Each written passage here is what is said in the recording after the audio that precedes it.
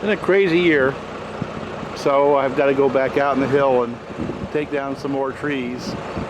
We only have a day or two of dry weather, so I pretty much have to get to it. Young fella needs a fair amount of wood to sell.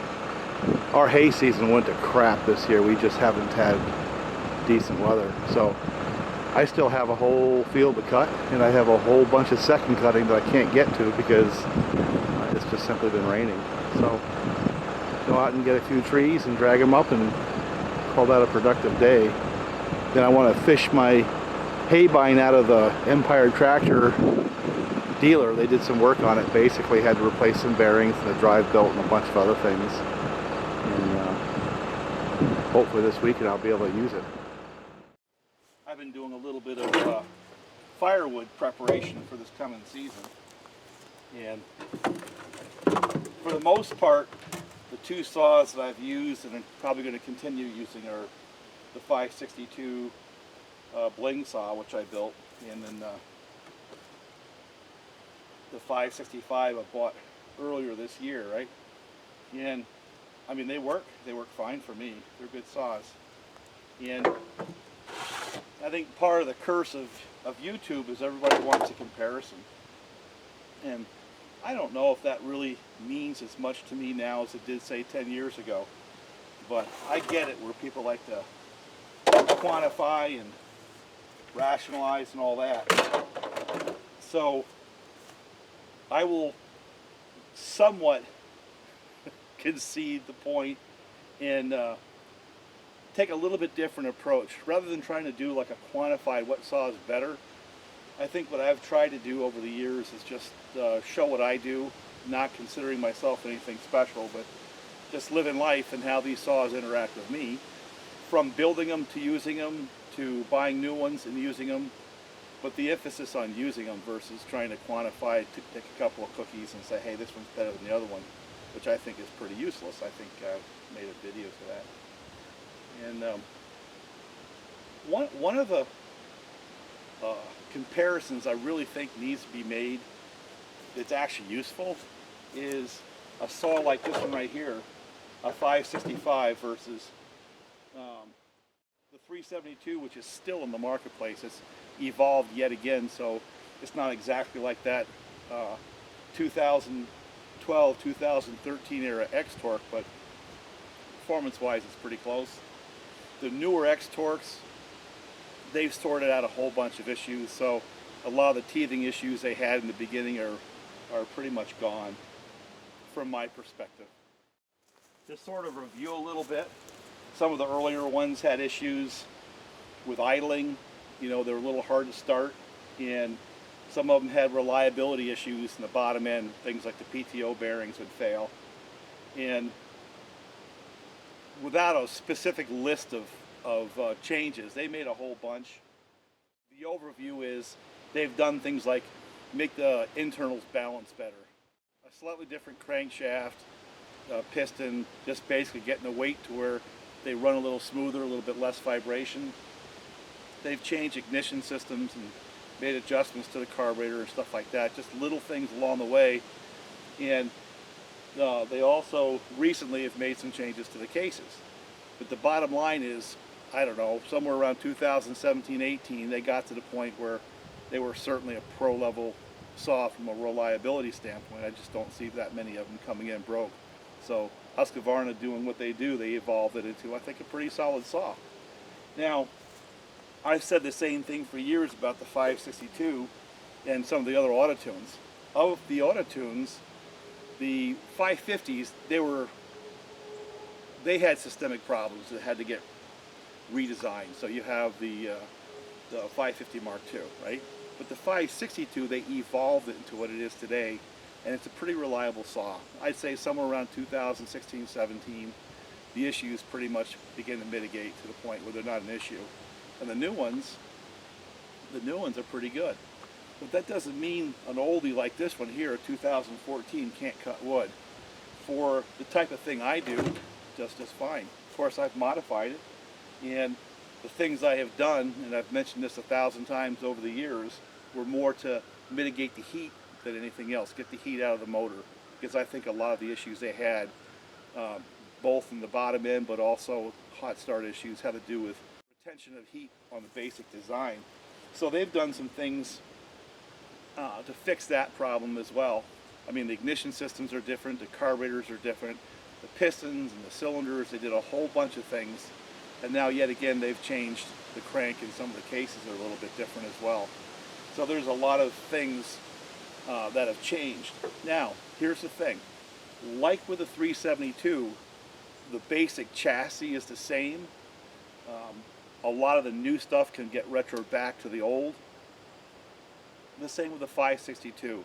A lot of the new parts can get retro back to the old versions of the saw, which is one of the reasons why I really like the chassis for the hobbyist, because you can start out with an early one, put a fairly inexpensive short block in the thing, and build it to a very new spec using the older plastic and things like that. I like them. I've said that a long time. Now, so we're not going to do another review on this. I've done that in the past. I've made my points. This saw right here, I've only had this since the beginning of the year. 565, I bought it from Bob. I've used it. It's been used in a fairly harsh way. I've used it for stumps, I've used it for felling, for firewood. It sit around the back of my truck. It got banged up pretty good a couple times, and the endearing quality of this saw is it just keeps on going, and it's very consistent. It starts the same, it runs the same. The AutoTune is doing its job. Now, when you compare that saw to, say, the 372, the release of this series of AutoTunes has been less spectacular than the release of the X-Torque 372s. And I don't care what you say, the early 372 original editions up to 2009-10, they were a pretty solid saw. When they went to the X-Torque, they introduced a whole bunch of issues because it was effectively a new design. The top end was all new, the cases were different, and they had to juggle all the parameters again until they came up with a reliable saw. And the release of that series of saws was rather spectacular because there's just a lot of PTO side bearing failures and a lot of issues with starts and stuff like that, just people getting used to the technology. But like I said, they've evolved away from that. They're not that way. This saw is effectively a new release saw. It's only, what, a year and a half in, 2 years, maybe going on 3 on the outside. And they just didn't have the same issues. Partly because Husky learned from the 562 series, and a lot of what they learned ended up in the 572 and the 565. The bearings on these are a little bit larger, a little bit better cooling. They've got more space under the muffler.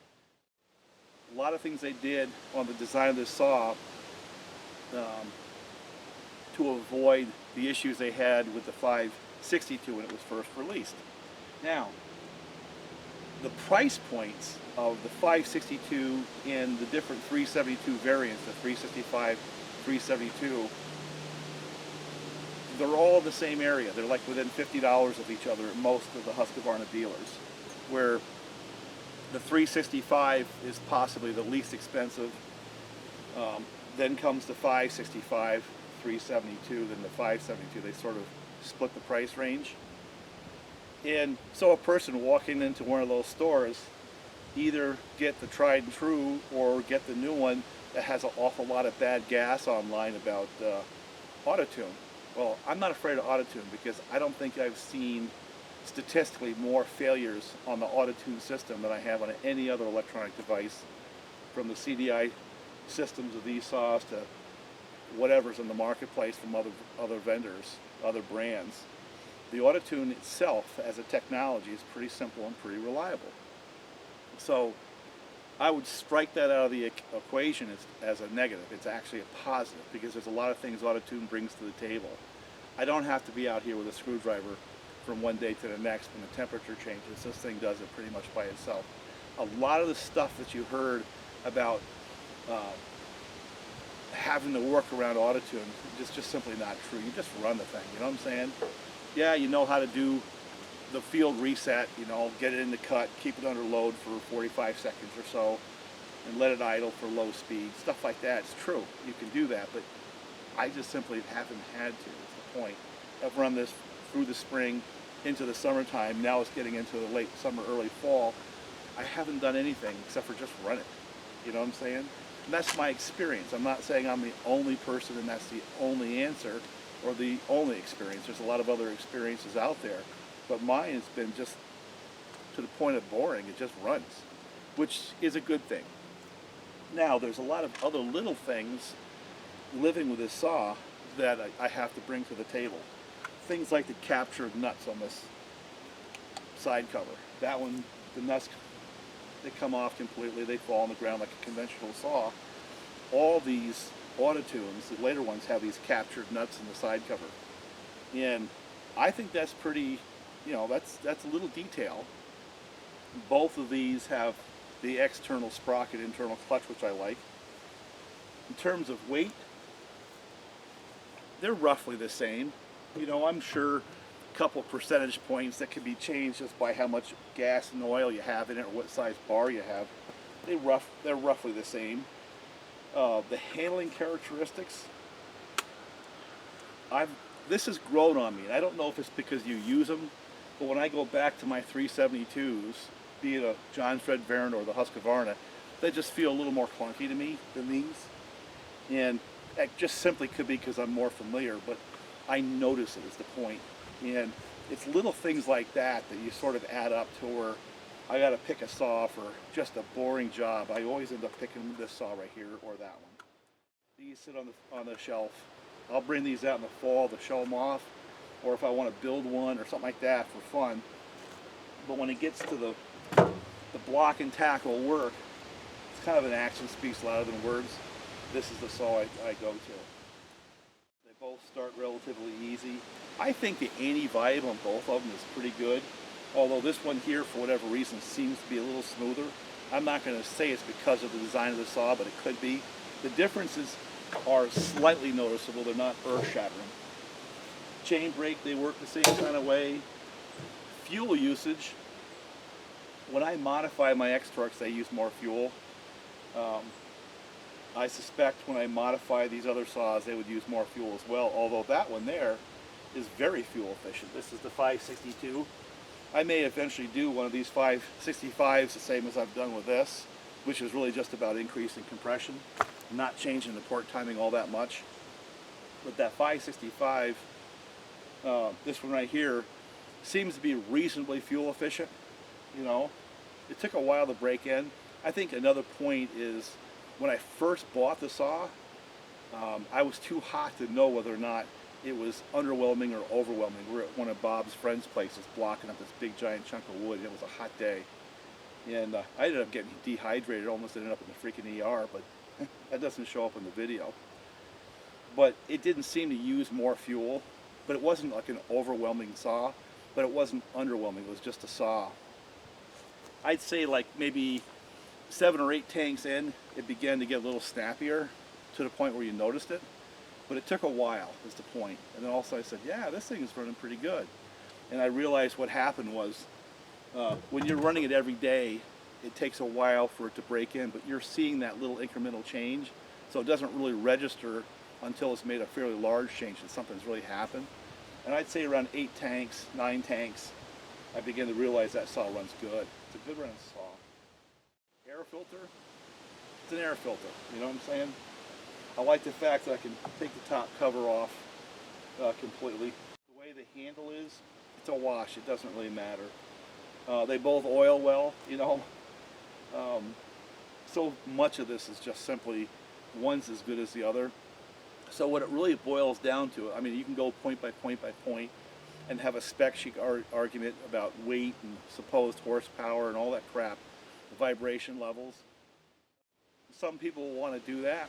But I think what I'm going to say is just generically, I prefer this saw over my 372 stock variants. The reason why I like my hopped up 372s more than this one possibly is because of the ownership I have in building them, not because of the practical nature of that build. You know what I'm saying? Yeah, they cut faster, they make more noise and all that, but it's more about the esoteric, which makes them more fun for me than this one. This is just a good block and tackle saw.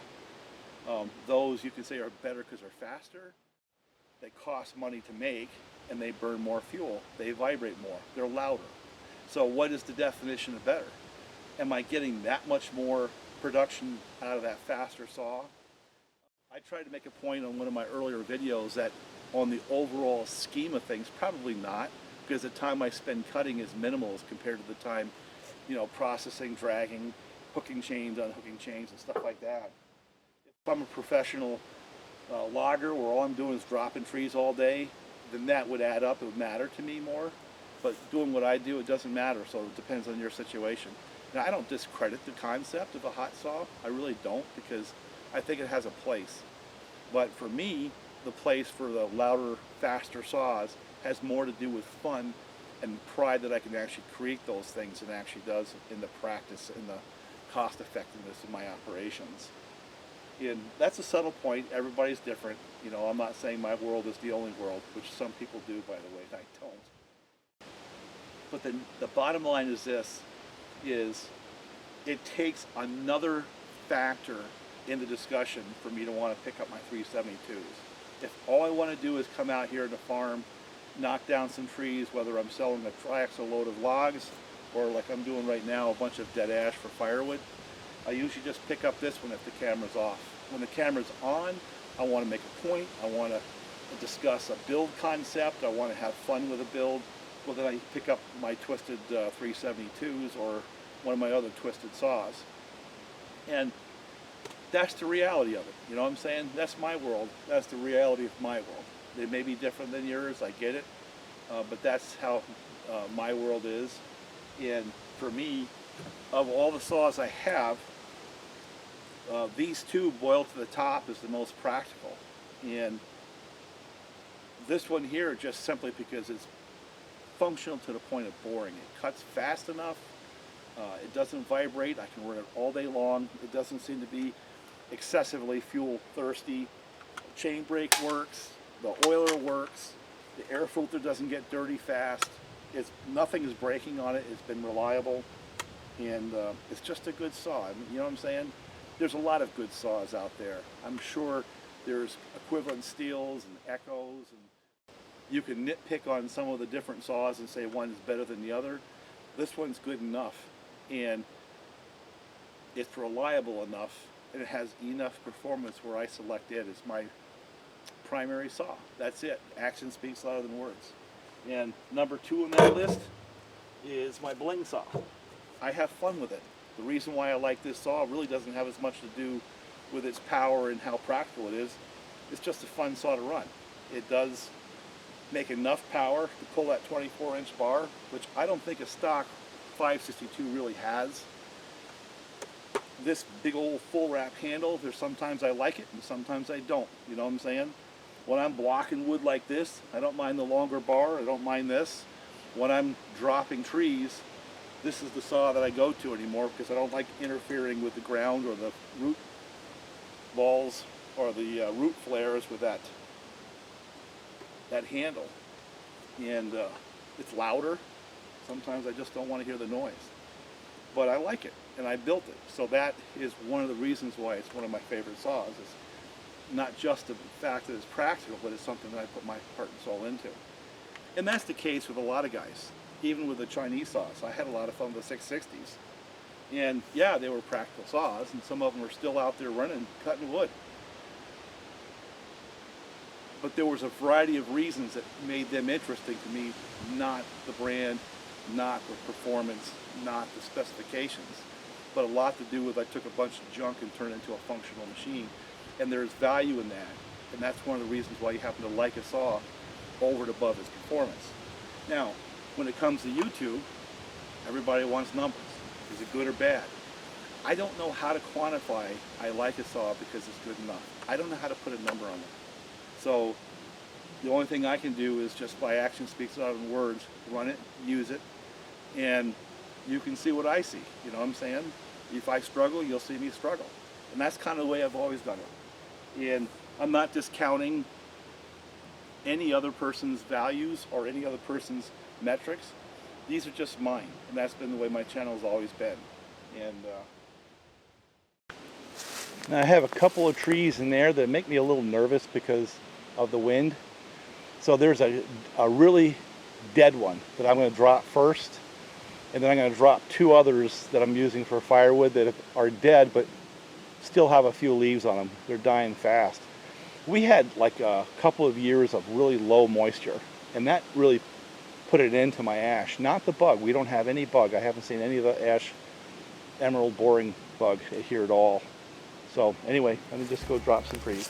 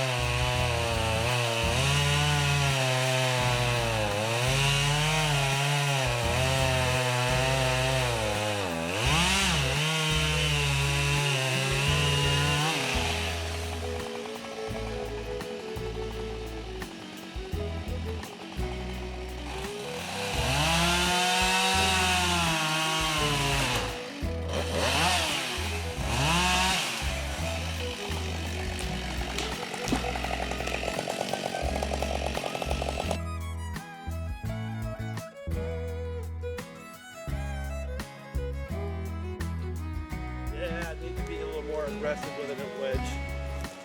Life and time.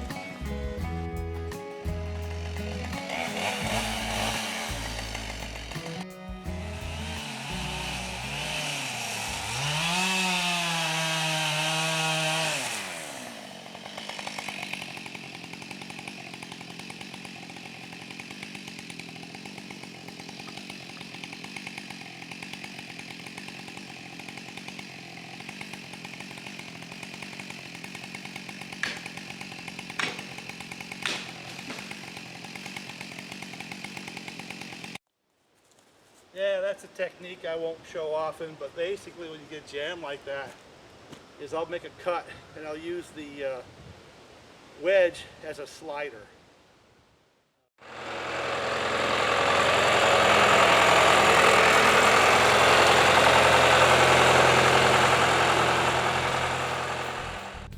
Well, I ran out of battery on the last one, and so you didn't see me pull it out of there, which was actually a pretty good show. I didn't realize it'd come out of battery, so maybe this one will be a show. Look at that Widowmaker up there. Man, I've got to be careful on this stuff.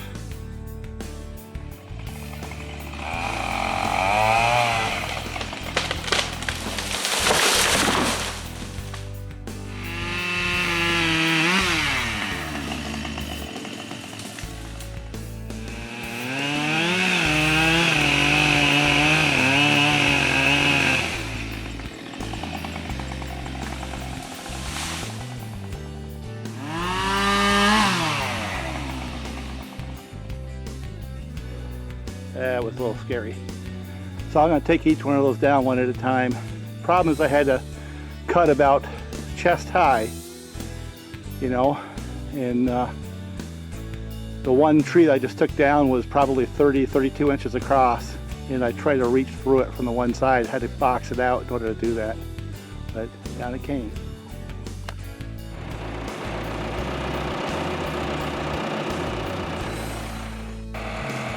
Well, this is why a winch makes sense. I don't know if I got any of that, but kind of informed it out there. I may cut this whole butt thing off, make it drag easier, maybe cut some of the top, but we will see, right?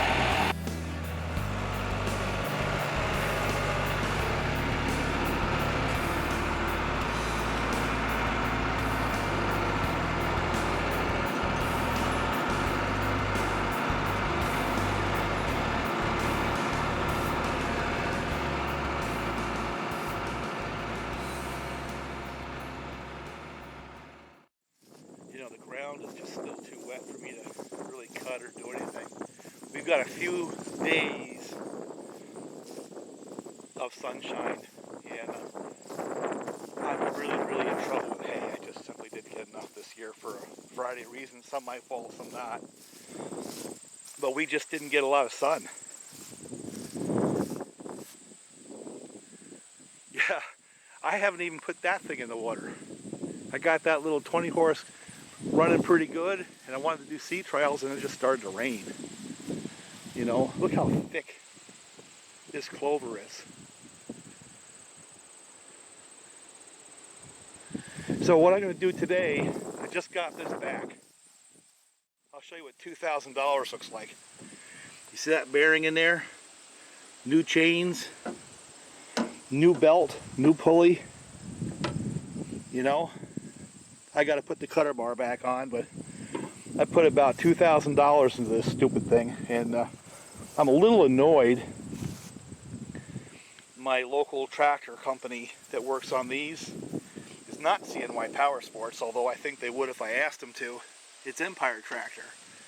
So I brought this down, and I told them, I said, look, I need to fix that bearing, but since it's behind this gearbox, this whole gearbox has to come off. The whole plate plus the wobble box. I guess I could do it, I just didn't have time. So they said it was $800 in labor to do so. So I bid it and let them do it. And I specifically told them to change chains, and while they have it apart, change the belt, because the belt was getting kind of frayed, it was old. I mean, it would still run. And they called me up, they said we're done. I went down, paid my $1,300 bill for that, and they did a nice job of that bearing, put in some new chains, but they didn't change the belt. And I had specifically asked them to change the belt since I had all this stuff off. You know, it was easy to get to. And they didn't do it. So I brought it back and said, you know, look, you know, that belt was part of what I wanted done, specifically because I didn't want to pay the labor twice when that belt broke to have you pull off that big gearbox and, you know, the wobble box. You know, I guess I could do it like I said, but I'm getting old and I don't have time. Well, they charged me $300 in labor to do that. So I spent another $500 on top of the 13, so that makes $1,800. Whereas if they had put that belt and pulley on when they had all that apart, I only would have spent another $150 more. So I'm annoyed. It cost me damn near $300 for them to charge me twice to pull that gearbox off, you know what I'm saying?